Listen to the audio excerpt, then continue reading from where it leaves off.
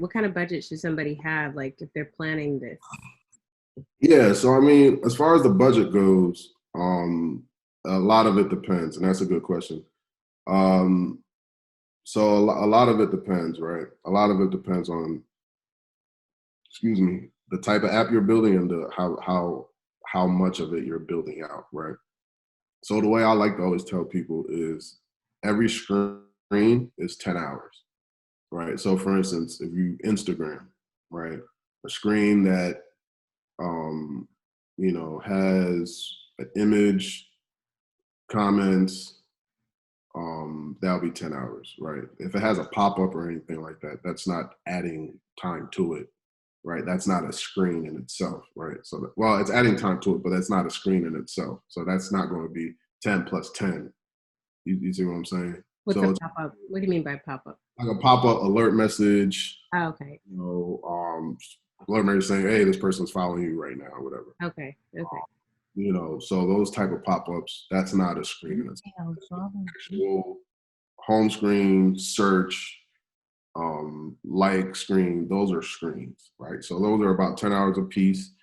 And it depends, right, what that person charges, right? So the thing is, most people will search on there.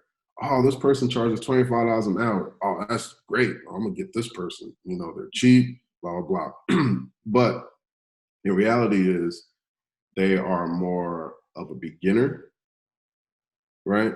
And the thing about beginner code writers is they don't write as good of code as it used to be, right? So you are taking a chance, you are taking a gamble, because again, if that code base isn't right and it's not structured the right way or architected the right way, then the code base is going to have to be rewritten. So it's kind of like the best example would be building a house with a poor foundation. That's not, it doesn't make sense, right? So you find somebody to build the groundworks for you and they don't do it right, and you just keep building on top of the house, at one point it's going to all crumble.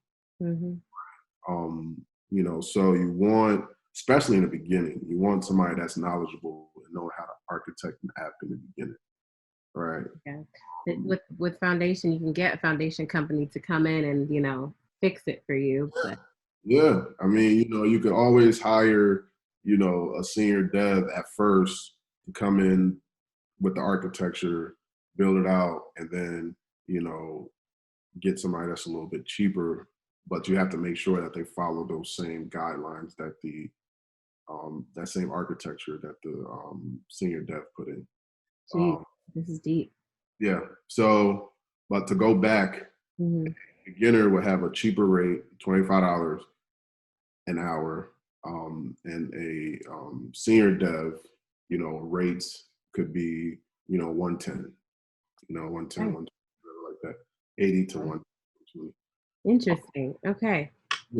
But the thing about it, though, another thing about it, the beginner takes a longer time to build it. I was about to say, yeah. The senior, right, more senior, does it faster. Right. So if you calculate it, right, it might actually end up being the same. So why not go right? But with your quotes, ask them for quotes. Hey, I have this app idea. Here it is. Can I get a quote? And they'll give you a quote for it. This is how long I think it's going to take, right? And then go from there. And the thing a lot of people have to realize is if you do a fixed price, if you do a fixed price with a dev that knows what they're doing, right, they're going to charge you actually more than if you do hourly in the long run, right? Because developers are taught to always factoring extra time because, Murphy's Law, whatever could go wrong will go wrong.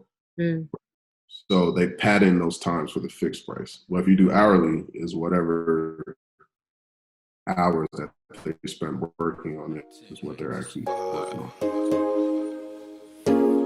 It's a my thing, it's a vibe, it's a my thing, it's a vibe.